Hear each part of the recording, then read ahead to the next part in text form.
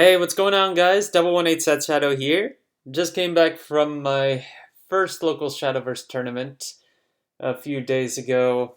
Surprisingly managed to take home the win with that one. I ended up playing Forestcraft, and we'll probably post a tournament report sometime later once I get a little more time on my hands. But going into the Market Watch today, let's see. First, I want to start off with something I talked about before, which is the discrepancy between different cards, or sorry, the same card that's available within the trial decks versus what's available in set 1 right now. So you see I have in front of me Veteran Lancer, which is a bronze that's available in both set 1 and the Blade of Resentment starter deck. But you can see a heavy price difference between the two. Now, mind you, this extra text that you see here is just, what do you call it, helper text. So it's not really any different from the actual bronze that you can pick up here. Just keep in mind, there is a huge price difference between these right now. And the same goes for other varying cards that you might find that are available here. Like before, I talked about Angelic Snipe and Angelic Barrage being more expensive in set 1 than in the respective trial decks, where I keep saying trial decks, where they are 25 cents each from the starter decks, but they were in the 70-cent range when it came to the main set. So just be sure whenever you are looking for cards, at least on TCG Player, check to see if there is a second version of it, and it might save you a bit of money as you go. Now, talking about the market in general, specifically when it comes to set 1, because that's still our only set, it seems that we're seeing a lot of saturation coming in, and with more waves of set 1 in queue to get shipped out in the next, few days, maybe week. And then I also heard that we will be getting more shipments of set 1 by the time set 2 rolls around. Prices are starting to stabilize, and the market seems to be saturating in certain places. Like Rose Queen, which last time I talked about it, this card was over $10, and you can see its market price is $8. But we have listings that are as low as $6 now, and there are 35 available of them, and this is the base version. Of course, its other variants are also dropping off from their market prices, but Forest is one of those decks that's also not as popular, and the number of staple cards that you will likely need down the line is not as high, and those would maintain a bit more price, but they're still also on the cheap end right now.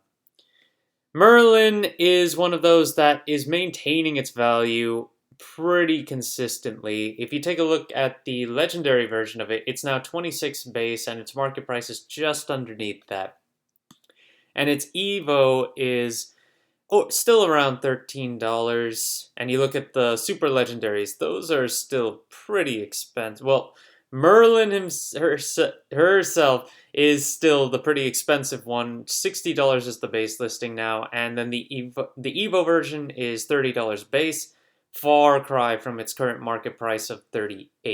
But Merlin is staying up there and will likely stay up there as a future generic and staple.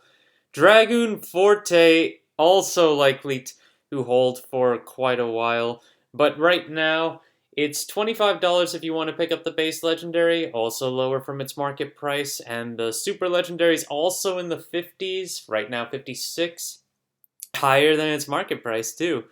You've also got the ultimate rare version of this one as well, which has 14 listings right now, and listings are lower than the market price. Market price is about 137, and you've got 111 for the base. Of course, the Evo version of Forte, in comparison to Merlin, this one is way cheaper. There are 44 listings of the regular one available for $4 right now. That's actually, it's just interesting to see the discrepancy of two cards that will likely hold value for a while, and the Evo versions are drastically different in price. It's just interesting to see, and I'm curious as to why. Bellringer Angel, of course, being the most expensive neutral to pick up right now, it has been seeing a bit of a drop off. The market price is now closer to $18 and listings are as low as 17. So that's a good sign. It might be able to go to 15 if we see more waves coming, and there are 28 listings. So that's leading to another point of saturation unless yeah, we'll just have to see what happens. But you also have the foil version, which is still continuing to jump between $30 and $40 consistently. Market price and base listing are both around $35 now, so keep that in mind. If you want the Evo's not too difficult to pick up. The base rarity is about $3, and the foil version is about $8. But there are some cards that have been taking off, like Shapeshifting Mage's Evo version, which I remember selling this for just over $1 about a week ago, and now players are already starting to pick this up over $6. And this is one of those weird cases where the Evo version, despite being the same rarity as the regular version, it's more expensive than its regular version. Usually the Evo is the one that's cheaper, which is puzzling. And as I said, yes, these are actually selling for nearly $7, and yes, they have it's just popped off really hard here. It would yeah, just 2, 3 days ago people were buying these for $1, $1.50, and then suddenly people started buying them for $5 all the way to 7. It's crazy, to say the least. Dark General, let's see. This one is market price and base price right now are about aligned. 90 cents and $1.02 on the market price. The foil version of this one is higher than its market price for the base. It's 701 right now. And we've got 16 and 15 listings respectively between the two.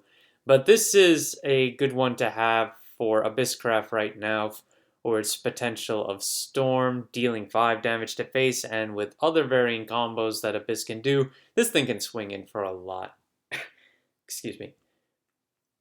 And then also looking at Prism Priestess, which currently is, yeah, it's only part of set 1. But it has a foil for both its base version and its Evo version. And when you take a look at the base prices, for the regular version, it's still under $1 right now. The Evo is still under 30 cents. I mean, the market price is over 30 cents, but base listing is only 20 cents right now. In any case, when you look at the foils, though, they're getting closer in price in comparison, where the base one is over $6.30, and the Evo is $5.25 for the base listing. And to wrap up today's Market Watch, I just wanted to cover the ultimate rares and see where they're going. We already talked about Forte, but the main thing I want to point out here is John, who has a market price of 92, and I sold one of these in the mid-90s a little while ago, but there are only 2 listings left. This one is going pretty fast in comparison to the others. Because if you look at listings for all the others, they're all in the teens or they're in the 20s right now. So yeah, it looks like John's turning out to be the more popular one to go here. Otohime is looking at 52 right now with over 20 listings. Rose Queen we kind of talked about as well. Then you've got Medusa, Gabriel, and Juno's Laboratory, which are currently on the bottom end of value here. Gabriel, I know, even in Japan, is a pretty cheap ultimate rare to pick up, and right now it's about $34 at base listing. Medusa, 33, and Juno's Laboratory is about 25. But yeah, if you are looking for future value in some of these, maybe Juno's Secret Laboratory might see something. I'm not sure about Medusa and Gabriel, especially Gabriel, as when it comes to the original Shadowverse, neutrals that are considered legendary usually get outclassed by later versions down the line, so we'll just have to see how that works, as this is a physical card game, and the paradigm is different for how cards maintain value. Thank you guys for watching. If you liked the video, please like and subscribe if you haven't already, and I will see you guys later.